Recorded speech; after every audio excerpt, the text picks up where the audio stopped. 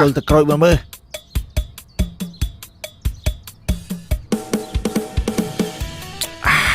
ចោមយ៉ាប៉ាប់ស៊ីរសជាតិស្ទ្រអប៊ឺរីនេះពិតជាឆ្ងាញ់មែនណាប៉ាប់ស៊ីរសជាតិគ្រីមសូដានេះក៏ឆ្ងាញ់ដែរ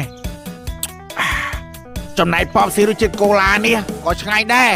នៅមានមករសជាតិទៀតគឺរសជាតិឡាមលេមិនឆ្ងាញ់ដូចគ្នាប៉ាប់ស៊ីឆ្ងាញ់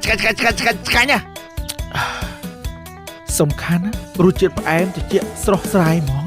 ប៉បស៊ីគឺជាក្រុមហ៊ុនដំបូងគេនៅកម្ពុជាដែលទទួលបានវិញ្ញាបនបត្រជាច្រើនដូចជា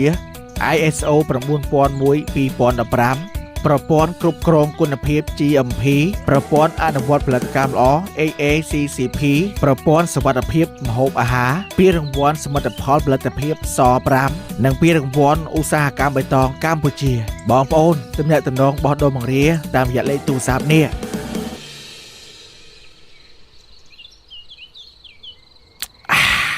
អរគុណអាម៉ា